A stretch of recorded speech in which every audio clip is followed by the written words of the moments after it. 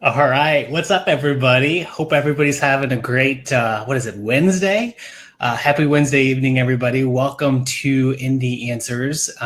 This is a weekly video where we answer a common question that we have. And today we wanted to talk about something that wasn't really a question that we were getting, but just responding to something that we see a lot. So if you guys want to talk about trademarks, if you have any questions about trademarks, let us know in the comments.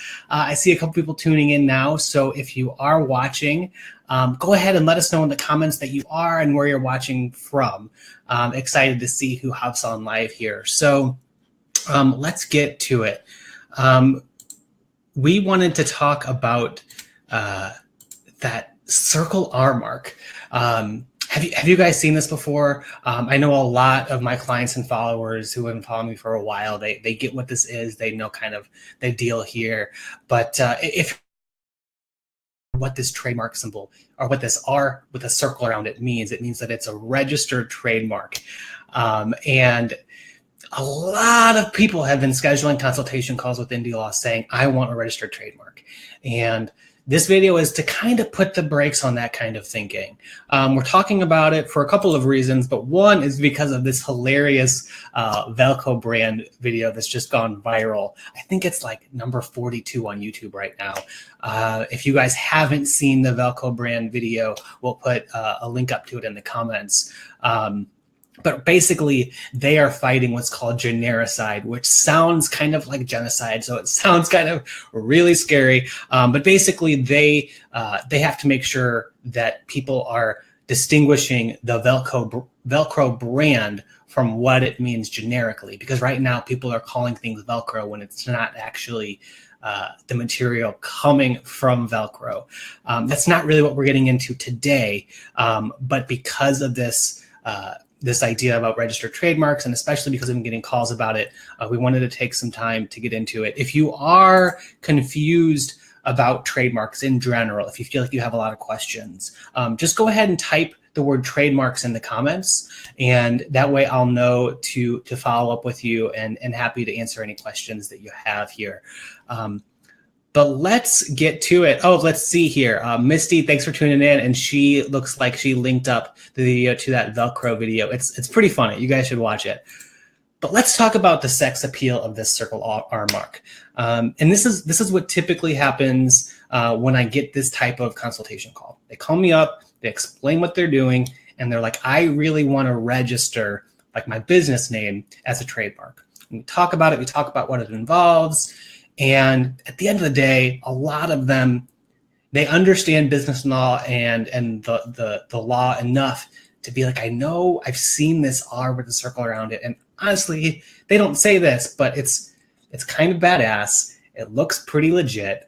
It's pretty sexy. And I think a lot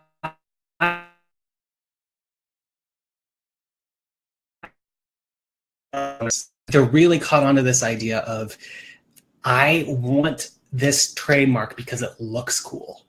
And I think my business is cool enough to need it. And so in this video, I want to unpack a little bit why that can be a dangerous train of thought. So here's the deal. Trademarks, a lot of people put a lot of time and energy into putting together like a business name. And you can come up with the perfect business name. But at the end of the day, your business name is not going to be what draws customers your way, what solves a pain point. And a lot of people, what they don't understand about trademarks is that there's nothing intrinsically valuable about that mark that you're trying to protect. The only reason why it's valuable is because you built a brand.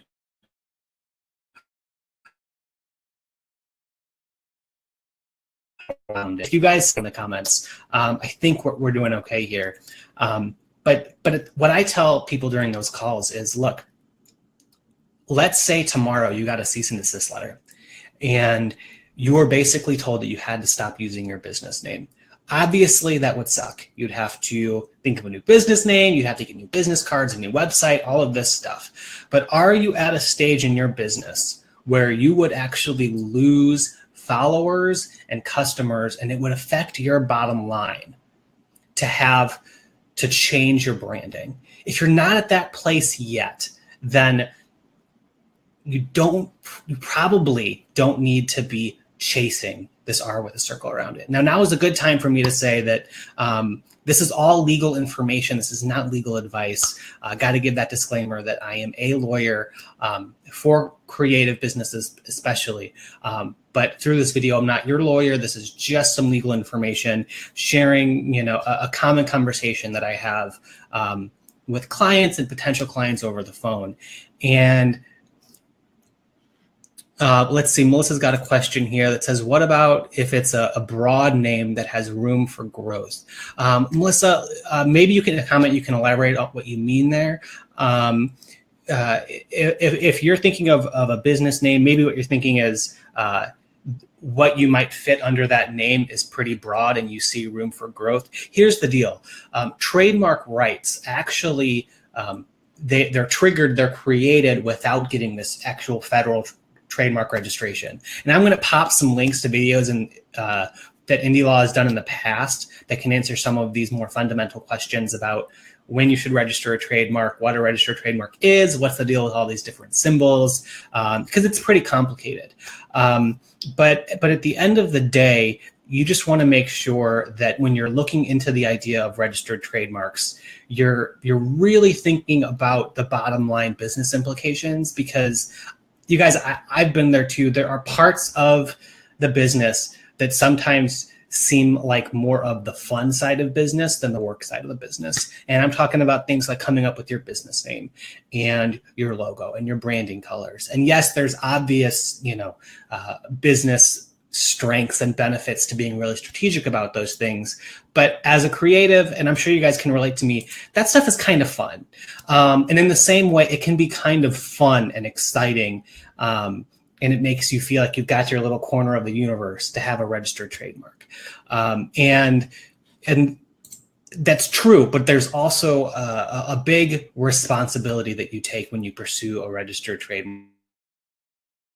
And again, it goes back to that idea of, is the brand that you're currently dealing with something that currently has a following where people are identifying that specifically with your business? Would it really affect your bottom line if you had to change the business name? Or are you at a place where you're with your business where even though it would stink, you could probably pivot because you're early enough on in your business name that it wouldn't matter? If your answers to those questions are, yeah, he's probably right, maybe it's not a good time, then that's a pretty good indicator that you might not be ready yet for a trademark registration, because both applying for a trademark registration and maintaining a registration once you have it are expensive. Let's see, Melissa did a follow-up to her comment. The name may lead to a brand line, but I think you answered my question. Awesome. Thanks, Melissa. And the other thing too is it's kind of, that whole Spider-Man line of with great power comes great responsibility.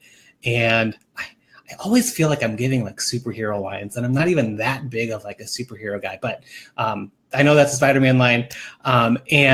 And that's true here, because at the end of the day, if you take on the responsibility of that registered trademark, you're also taking on the responsibility of enforcing that in court. And the average trademark dispute in litigation is about $350,000. And I'm not saying you need to have that in your back pocket, but you need to understand that there's a lot of concern that goes into that. And another good indicator is if I really recommend having an attorney help you throughout the application process. It's not something that you want to DIY. There's a lot of room for error. And if the cost of having an attorney help you with it seems a little too high,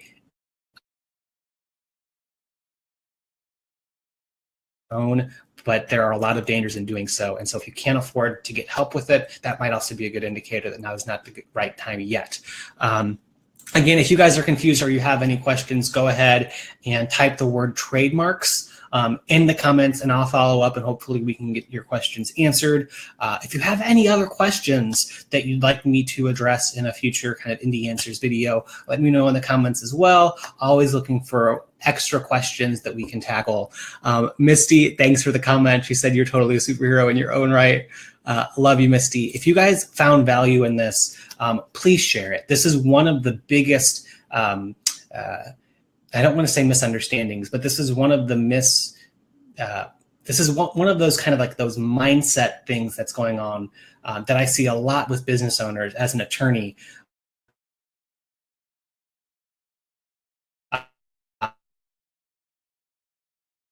Kind of sexy, and take a little bit of a step back and say, is this really something that I want to dive into? And hopefully this video has helped you guys. Again, all legal info, not entering into any client-attorney relationship. If you do have a specific question that you'd like answered, let me know in the comments, or yeah, it's probably the best thing to do. And I'm not seeing any comments for trademarks I'm not seeing any comments saying trademark. So hopefully you guys are good and there aren't any questions right now, but we'll see what happens on the replay. Bye guys. Have a good one.